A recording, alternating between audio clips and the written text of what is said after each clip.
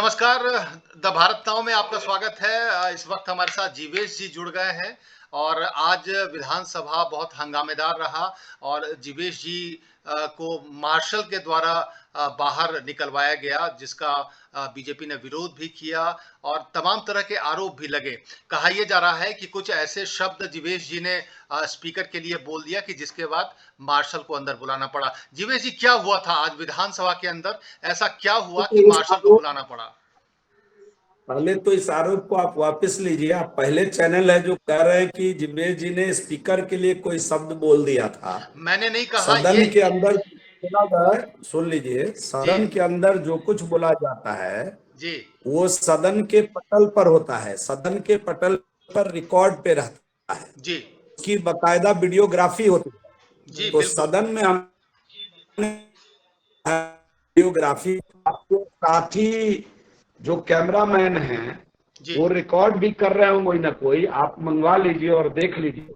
मैं अपने जीवन में कभी सदन में असंसदीय भाषा का प्रयोग नहीं किया और मैंने केवल इतना कहा, जो बिहार के मुख्यमंत्री हैं जी वही बिहार के गृह मंत्री हैं और जी गृह मंत्री जी का गृह जिला में दंगा हो गया। आखिर मुख्यमंत्री जी से कौन पंगा ले रहा है? जी मुख्यमंत्री जी दंगा रोकने में सफल क्यों नहीं हुए?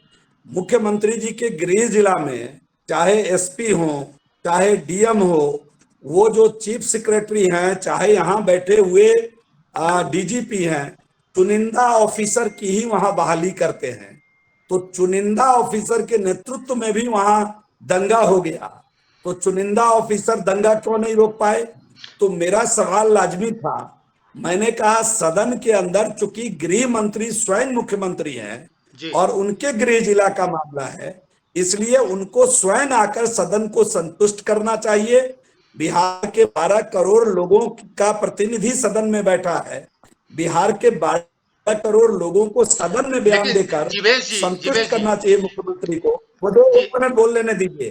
जी आप मुझे बताइए कि मैंने क्या गलत प्रश्न किया संसदीय लोकतंत्र में, मुझे बता दीजिए। जी इसमें कौन सी गलत भाषा का मैंने इस्तेमाल किया, मुझे बता दीजिए आप, और फिर हम नहीं, लोग सवाल जवाब आगे बढ़ाएंगे। बता दीजिए। ठीक है। चलिए ठीक है, आपने जो कहा वो हमने सुना, लेकिन जो आरोप लगे वो सत्ता पक्ष की तरफ से लगे कि मार्शल का इस्तेमाल नहीं क्यों नहीं किया गया। नहीं नहीं नहीं नहीं लेकिन नहीं लेकिन नहीं नहीं, एक सवाल मेरी तरफ मैंने से। जो जीवेश जी, एक सवाल मेरी तरफ से। नीतीश कुमार जी साफ तौर पर इशारा कर रहे हैं कि ये दंगे प्रायोजित हैं और इसमें बीजेपी का पहले मैं हाथ है। रोकूंगा आपको, आपको मैं रोकूंगा। जी जी मैंने जो कहा आपने वो सुना, इसी को मैंने स्पष्टिफाई करने के लिए आपको बिल्कुल, बोला मैंने आपकी कि बात मान ली। आपके सदन के कोई ना कोई साथी सदन को कवर कर रहे होंगे। पहले आप वीडियो फुटेज मंगाकर देख लीजिए कि मैंने जो सदन में कहा वो सही कहा कि नहीं कहा। मैं केवल मुख्यमंत्री जी को बयान सदन में देने के लिए आसन पर दबाव बना रहा था। मेरे शब्द सधे हुए थे, मैंने कोई असंसदीय भाषा का इस्तेमाल नहीं किया या मैंने कोई ऐसा आचरण सदन में नहीं किया जिसके लिए मुझे मार्शल आउट किया जाए। आसन ने गलत किया है, उनको भी अपने व्यवहार पर अफसोस हो रहा होगा। अगर नहीं हो रहा होगा तो निश्चित रूप से वो सदन के आसन के योग्य नहीं है। चलिए, अब एक सवाल हमारी तरफ से। जो मुख्यमंत्री जी ने बयान दिया कि जांच हो रही है, एक एक घर जाकर पुलिस जांच कर रही है, और उनका कहना है कि ये जो दंगे हैं ये प्रायोजित हैं और उसमें बीजेपी का हाथ है। इस पर आपका क्या कहना? उनका सीधा वार बीजेपी पर है। मुख्यमंत्री जी ने कहा बयान दिया? सदन में तो बयान नहीं दिया। इसी बात की तो मांग मैं कर रहा था। तो सदन में जो उनसे बयान मांग रहा था उसी को उठाकर बाहर फेंकवा दिए। सदन में तो उन्होंने बयान नहीं दिया, और बाहर जो उन्होंने बयान दिया, मैं आपकी बात को ही मान लूं तो बिहार का मुख्यमंत्री कौन है, कि सरकार किसकी है? मेरा प्रश्न है आपसे। बिहार का डीजीपी कौन है? बिहार का चीफ सेक्रेटरी कौन है? बिहार का सीआईडी किसके पास है? आप मुझे जवाब दीजिए। अगर किसी ने दंगा भड़काया है और मुख्यमंत्री जी को ये बात मालूम है तो जी कार्रवाई क्यों नहीं कर रहे हैं? इसका मतलब है कि उस दंगे में मुख्यमंत्री जी भी शामिल हैं, तब कार्रवाई नहीं कर रहे हैं। मैं चुनौती देकर एक बात आपके चैनल पे कहना चाहता हूं। जी अगर दम है माननीय मुख्यमंत्री जी में तो पूरे घटने की जांच एनआईए करा ले, और एनआईए पर उनको भरोसा नहीं है तो किसी हाई कोर्ट के सिटिंग जज से इस पूरे घटना की जांच करा ले। दूध का दूध पानी का पानी हो जाएगा, आपके और हमारे प्रश्न का जवाब मिल जाएगा। ऐसी ही बात विजय सिन्हा जी ने की थी जब तमिलनाडु वाला अफवाह फैला था। उन्होंने कहा था कि मैं सदन में माफी मांग लूंगा अगर ये गलत खबर हुई तो। अब सुनिए तो सही, सुनिए तो सही। अब आप दिल्ली से पत्रकारिता कर रहे हैं, क्षमा चाहते हैं। मैं किसी से डरता नहीं हूँ, मैं क्षमा चाहता हूँ। आप मेरी बात आप एक बार सुन लीजिए, आप ऐसी पत्रकारिता करेंगे तो मैं आगे से कभी जुड़ूंगा भी नहीं। आप इतने लोग मर गए जनाब, मेरी बात पूरी तो सुन लीजिए। अरे जीवेश जी पूरी बात तो तमिलनाडु से क्यों आपने इसकी चिंता की? और सुन लीजिए मेरी बात, तमिलनाडु बिहार की सरकार ने तमिलनाडु जो टीम भेजा था, जब सदन में चर्चा करके टीम भेजी गई तो तमिलनाडु की टीम लौटी, तो सदन के पटल पर उसके रिपोर्ट को क्यों नहीं रखी सरकार? सरकार क्या छुपाई उस रिपोर्ट में? सरकार को जवाब देना चाहिए। आप सरकार में और सारी विषयों को तोड़ मरोड़ के आप पेश करेंगे तो विपक्ष इसी के लिए बैठा हुआ है क्या? यहाँ नहीं, विपक्ष का तो काम है जो सच्चाई है उसको सामने लाना, विपक्ष का काम है। नहीं, विपक्ष का जो काम है वो आप कर रहे हैं, बखूबी कर रहे हैं, उसमें कोई दो राय नहीं है। लेकिन अगर जांच में किसी बीजेपी नेता या बीजेपी का होता है तो इस पे आपकी तरफ से क्या प्रतिक्रिया रहेगी इसमें? मान्यवर लगता है आपने मेरी पूरी बात नहीं सुनी। मैंने कहा बिहार के मुख्यमंत्री जो हैं वही बिहार के गृह मंत्री हैं, उन्हीं के गृह जिला में उपद्रव हुआ है। सारे चुनिंदा अफसर उनके मनमर्जी से वहां जाते हैं, वो दंगा रोक नहीं पाए। अभी तक किस पर कार्रवाई किए हैं? कौन सी एजेंसी वहां लगा दिए हैं? जवाब दीजिए ना आप पूछ लीजिए ना उनसे कि मुख्यमंत्री जी हाथ पर हाथ रखे क्यों बैठे हुए हैं? क्यों नहीं मैं हाई कोर्ट की किसी सिटिंग जज जांच करवा रहे हैं? कर क्या रहे हैं? कोई मैं सुन लीजिए मेरी बात, किसी दल किसी पार्टी का दंगा बर्दाश्त नहीं होगा। किसी दल का कोई आदमी किसी का इसमें हाथ है उसको कठोर से कठोर सजा मिलनी चाहिए, इससे कोई समझौता नहीं होता। एक सवाल ये है, भारतीय जनता पार्टी कभी आप सीधे भारतीय जनता पार्टी कभी विपक्ष के नाते आप सीधे तौर पर सीएम को इन दंगों और हिंसात्मक कार्रवाई के लिए जिम्मेदार ठहरा रहे हैं, लेकिन अगर इसमें कहीं से भी है तो विपक्ष क्या सिर्फ विधानसभा की कार्रवाई में गतिरोध पैदा करेगी या उसके लिए कोई और भी रास्ता है, ऑप्शन है? अब आप मुझे बता दीजिए जी, आप घर के मुखिया हैं तो दोस्त क्या हम लेंगे आकर के? फोर्स किसका है, डीजीपी किसका है? मैंने फिर आप एक ही प्रश्न को दोहरा रहे राकेश बाबू। मान्यवर, फोर्स किसका है?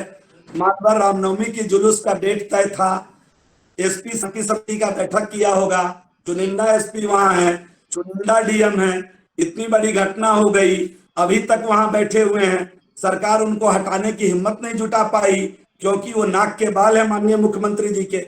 देखिए, इन विषयों में मेरी कोई रुचि नहीं है। हमारा रुचि है कि सरकार किसी हाईकोर्ट के जज से इसकी पूरे घटने की जांच कराए, घटना का लीपापोती नहीं करे। जो भी इसमें दोषी है उसका ताल्लुकात किसी व्यक्ति विशेष या किसी दल से है, उसको सजा मिले, दूध का दूध पानी का पानी हो और मुख्यमंत्री जी के गृह जिले में अमन चैन बहाल हो।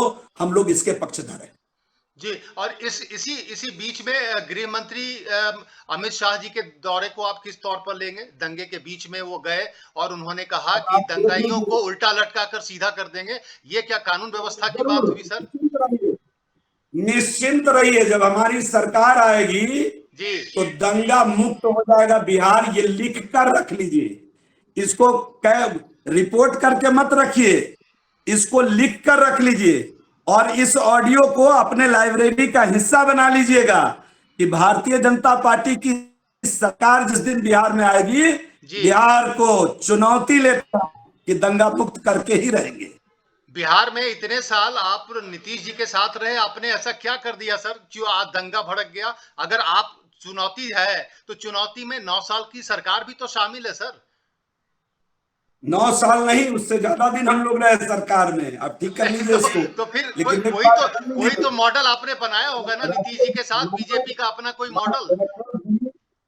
राकेश जी, मॉडल तो यहाँ नीतीश जी का ही है। आपको तो मालूम है भारत का संविधान, आपको तो अच्छे से मालूम है राज्य के अंदर जो मुख्यमंत्री है वही सरकार है। आपको मालूम है ना? अरे अरे आप तो जीवेश विद्वान जी आदमी सुनिए, हैं। अरे सुनिए अरे तो सही, सुनिए आप जी। अरे सुनिए तो अरे सही। पहले 9 मेरे साल मुंह से तो ज्यादा, सुनिए। 9 साल से ज्यादा सरकार में अरे आप आप रहे। सुनिए तो सही। आपने 9 सवाल साल किया तो उसी का जवाब दे रहा हूँ, अरे सुन लीजिए। सवाल तो है ना सर, आप जीवेश जी विद्वान सुनिए तो आदमी सही। हैं।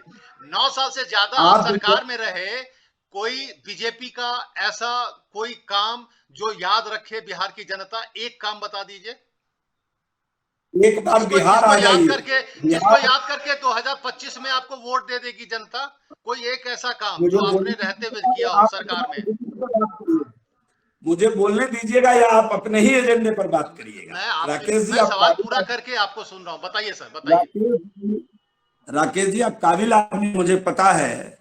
लेकिन आप एक चीज जान लीजिए, आप एक बार बिहार आ जाइए। बिहार की स्वास्थ्य व्यवस्था जो गर्त में थी, उसको जी ठीक करने का काम बीजेपी ने किया। आप 2005 के पहले की स्वास्थ्य व्यवस्था बिहार आकर देख लीजिएगा। आप बिहार आकर 2005 के पहले का पथ निर्माण का सड़क देख लीजिएगा। बीजेपी ने उसको ठीक किया, जो मंत्रालय बीजेपी के पास था। आप श्रम संसाधन की उपलब्धि देख लीजिएगा। और बिहार में इंडस्ट्री 4.0 हम लोग पढ़ा रहे हैं। बिहार देश का दूसरा राज्य है। हम अपने टाइम में टाटा के साथ एमओयू किया और 4600 करोड़ का इन्वेस्टमेंट टाटा करने जा रही है। बिहार में पहली बार इतना बड़ा इन्वेस्टमेंट आकर के आया। शाहनवाज जी के नेतृत्व में उद्योग से लोगों का भरोसा बंध गया। कितनी उपलब्धि गिनाऊं, उतना टाइम तो आपको मैं अभी दे नहीं सकता। इसके लिए कभी आइए, फेस टू फेस आप इंटरव्यू करिए। और जिनके ठीक है। पास गृह मंत्रालय था, जरा जी उनका भी हाल पूछ लीजिएगा। जिनके पास जल संसाधन था, जरा उनका भी हाल पूछ लीजिएगा। जिनके पास और विभाग लेकर बैठे थे, उनका भी जरा हाल पूछ लीजिएगा। अभी तक उद्योग लेकर जो बैठे थे, इनके मंत्री नाराज होकर भाग गए एक उद्योग विभाग मिलने के कारण। और उसी उद्योग को जब हम लोगों को मिला, तो जी चमका करके विभाग के युवाओं, बिहार के युवाओं को एक उम्मीद बनी रोजगार की। ये काम हमने किया है। यही काम लेकर हम 24 में भी जाने वाले हैं। और आप निश्चिंत रहिए, यही काम लेकर 25 में भी जाने वाले हैं और डंके की चोट पर सरकार बनाने वाले हैं। चलिए, बहुत बहुत धन्यवाद, शुक्रिया जीवेश जी, वक्त हाँ, निकालने के लिए बहुत बहुत शुक्रिया आपको भी आपका। बहुत धन्यवाद।